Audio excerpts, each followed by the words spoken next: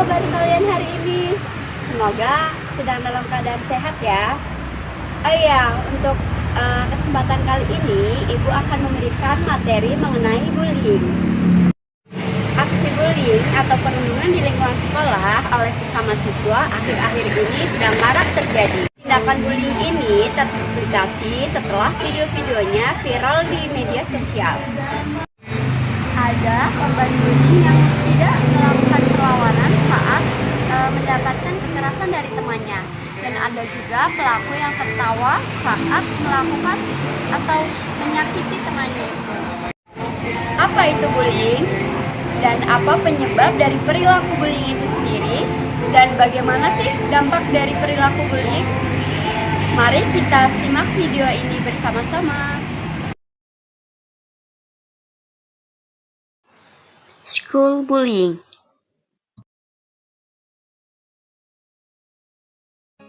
Berdasarkan penelitian di Indonesia, terdapat 31,8% siswa melakukan bullying, 77,3% siswa melakukan bullying nonverbal, 40,1% siswa melakukan bullying verbal, dan 36,1% siswa melakukan bullying secara fisik.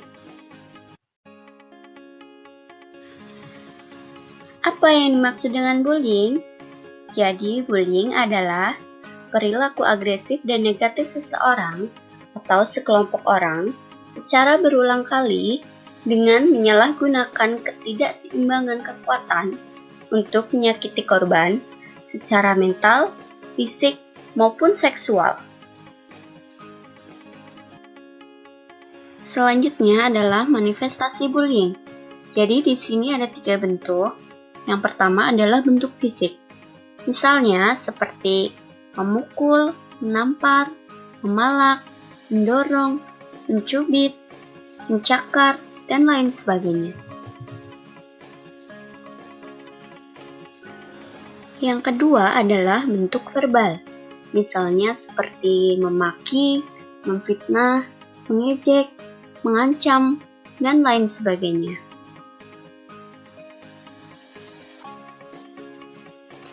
Selanjutnya yang ketiga adalah bersifat psikologis. Misalnya seperti mengintimidasi, mengucilkan, mengabaikan, mendiskriminasi, dan lain sebagainya.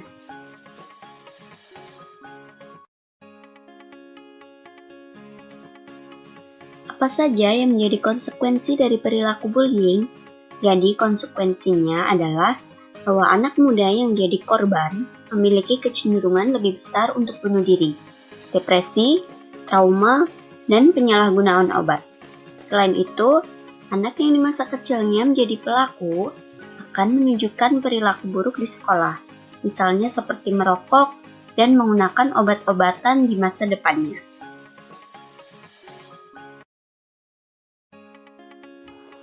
Selanjutnya adalah hal yang sangat penting untuk kita ketahui, yaitu dampak dari perilaku bullying.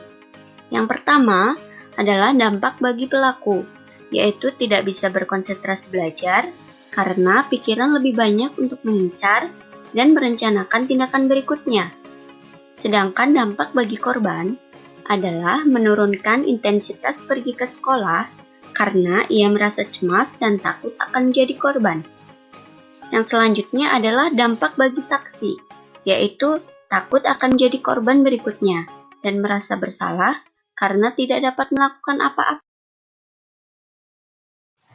Kemudian, dampak apa saja sih yang akan korban alami dari perilaku bullying ini? Yang pertama, korban tentu merasa menderita, kemudian mogok atau malas datang ke sekolah, kemudian kehilangan kepercayaan dan konsep diri, serta menyalahkan diri sendiri atas kejadian bullying yang sudah terjadi. Kemudian ia akan kehilangan konsentrasi belajar, dan juga menunjukkan gejala stres, serta membahayakan kehidupan mereka, bahkan sampai mengarah pada kematian.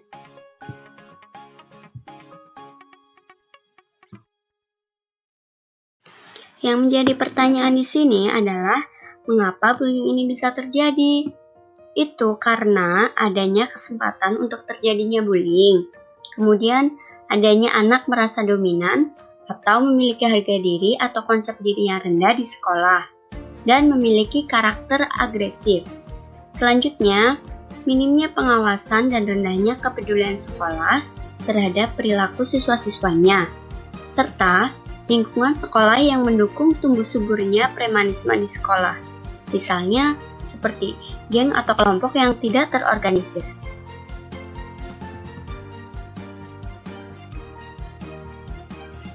Selanjutnya, bagaimana sih karakteristik dari pelaku bullying?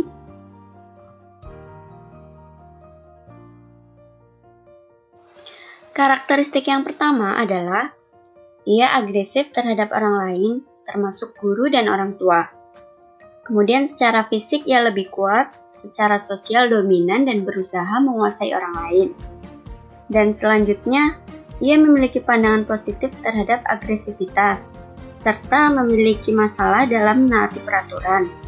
Kemudian, ia juga sulit melihat sesuatu itu dari sudut pandang orang lain, serta menunjukkan sedikit empati.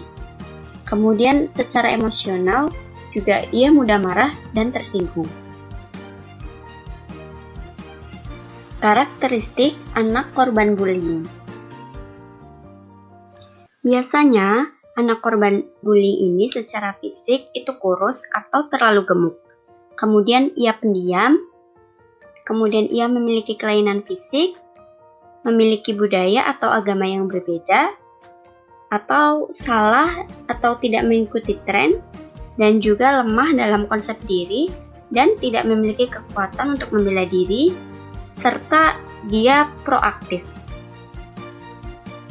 Ciri anak yang menjadi korban bullying.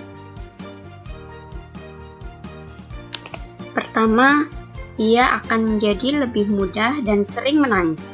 Kedua, ia akan menjadi lebih sering menyendiri dan menarik diri dari pertemanan. Kemudian, yang ketiga, ia akan menghindar dari sekolah dengan berbagai alasan. Dan yang terakhir, ia menunjukkan gestur cemas, takut, dan terancam.